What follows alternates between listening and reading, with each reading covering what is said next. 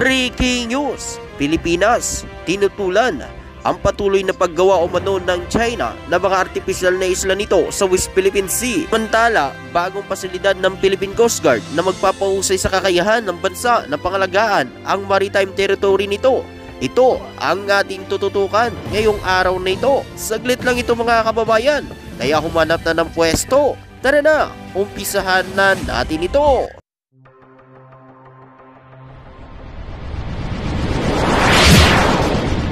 Trupang Ilonggo, Please subscribe subscribe and like. and share. Ayon umano sa balita, ang Pilipinas ay patuloy na pinipigilan ang umano'y pagtayo umano ng China ng mga artificial na isla sa West Philippine Sea.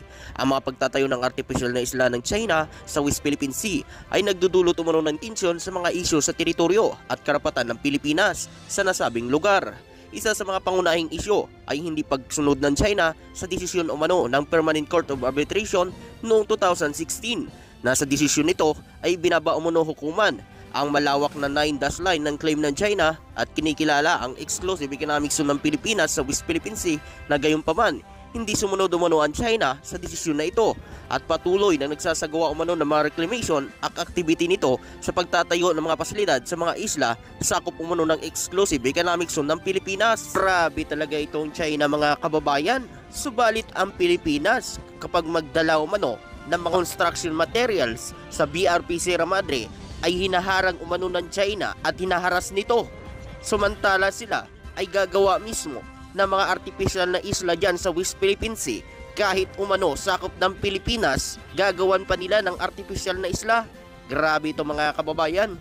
Ganito na ba kakapal ang mukha ng China para sakupin ang exclusive economic zone ng bansang Pilipinas?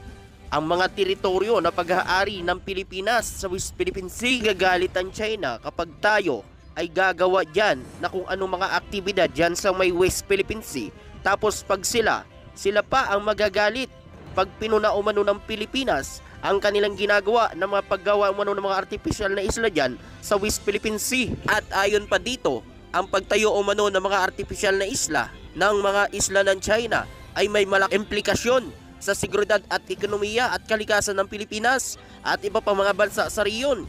Ito umano ay nagdudulot ng pagkabahala sa mga karapatan ng Pilipinas sa mga likas na yaman at mga ruta ng pangkalakalang karagatan sa West Philippine Sea. At ayon pa dito, ang Pilipinas ay patuloy na nagpapakita ng pagtutol at paghahabol ng diplomasyon upang ipaglaban ang kanyang teritoryo at karapatan sa West Philippine Sea. Ito umano ang isinasagawa sa pamamagitan umano ng mga diplomasya at negosasyon sa mga pandaigdigang forum tulad ng asosasyon sa Southeast Asian Nation o United Nation. Mahalaga rin umano na suportahan ng mga kalyadong bansa tulad ng Estados Unidos at iba pang mga bansa sa riyon upang mapanatili ang seguridad at kalayaan ng Pilipinas sa West Philippine Sea. Ang mga bansang ito ay nagpapahayag ng suporta sa Pilipinas at nagpapakita umano ng kanilang pagtutol sa mga hindi pagpapatupad umano ng China sa batas sa internasyonal na batas. Matanggap ng China noong 2016 na pinanalunan na ng Pilipinas sa arbitral ruling ang isla umano dyan sa may West Philippine Sea. Subalit ang China, hindi ito sinusunod. Gumagawa umano ang China ng sarili nilang batas. At noon lamang mga kababayan, ang 9-dash line ay ngayon lamang ay lumabas na naman ng 10-dash line ng China na buong South China Sea ay sinasakop na umano ng China. Kaya halos sa mga nakapalibot umano na bansa sa China ay kaaway nito dahil sa mga pag-aangkin sa mga teritoryo na mga kalapit nitong bansa. At ayon pa nga umano sa nakalat nating impormasyon, gumagawa na umano ng iba't ibang hakbang upang pigilan ang pagtatayo ng mga artificial na isla ng China sa West Philippine Sea. At ayon dito, ang Pilipinas ay patuloy na nagpapahayag ng kanyang pagtutol sa pagtatayo ng artificial na mga isla ng China sa West Philippine Sea. Sa pamamagitan ng umano ng diplomasyon at negosasyon, ito umano ay sinasagawa ng mga pandaigdigang forum tulad ng Association o Southeast Asian Nation, United Nation, kung saan ibinabahagi umano ng Pilipinas ang kanyang mga pangangailangan at mga pagsusumikap na mapanatili ang seguridad at kalayaan sa West Philippine Sea. At ayon pa dito, ang Pilipinas ay patuloy na nagpapakita umano ng suporta sa desisyon ng Permanent Court of Arbitration noong 2016 kung saan umano kinilala ang exclusive economic zone ng Pilipinas sa West Philippine Sea ay pinaglalaban ng Pilipinas ang kanyang karapatan sa batas na internasyonal at nagpapakita ng paghahabol ng mga legal na hakbang upang ipatupad ang desisyon ng hukuman. At ayon pa dito, ang Pilipinas ay patuloy ang pagpapalakas ng kanyang kapasidad sa maritime domain awareness at security nito ay ginagawa sa pamamagitan ng mga modernization ng kanyang mga kagamitan karagatan at pagpapalakas ng kahandaan ng mga kasandatahang lakas at pagpapalawak ng kalaman at kasanayan ng mga kawani ng gobyerno sa mga usapin sa West Philippine Sea. At ayon pa dito, ang Pilipinas ay nagpapalawak ng kamalayan at edukasyon sa publiko tungkol sa mga isyu sa West Philippine Sea. Ito ay ginagawa sa pamamagitan ng pagpapalaganap ng impormasyon at pagpapahalaga sa soberanya at teritoryo ng bansa at pagpapalawak ng kamalayan ay naglalayon na maging aktibo ang mga mamamayan sa pagtatanggol at pagpapanatili ng kalayaan ng Pilipinas sa West Philippine Sea. Ikaw kababayan, ano ang masasabi mo rito at makukomento mo? At sa iba pang mga balita, ayon sa balita, ang bagong tinayong maintenance repair facility ng Philippine Coast Guard sa lalawigan ng Cavite ay nagpapahusay sa kakayahan ng bansa na pangalagaan ang maritime territory nito.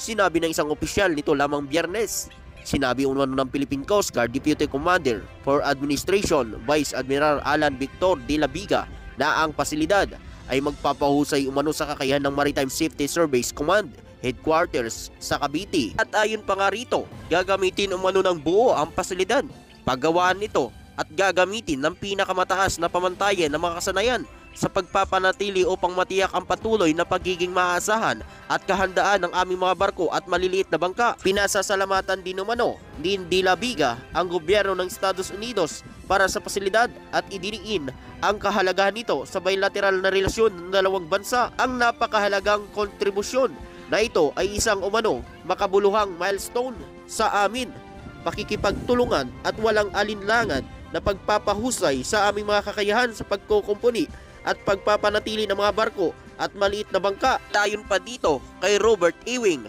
ang Chief of Mission para sa US Embassy sa Pilipinas, na ang pasilidad ay magsisiguro sa patuloy na operasyon ng maritime asset ng bansa.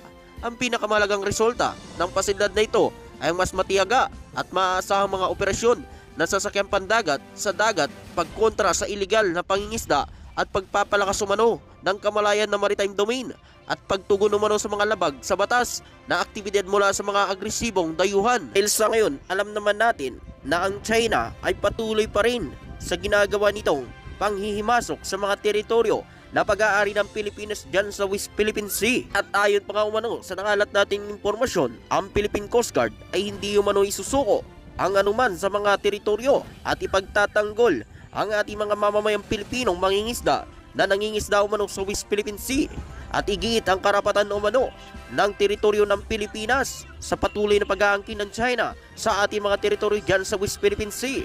Ikaw kababayan, anong masasabi mo at makukomento mo dito?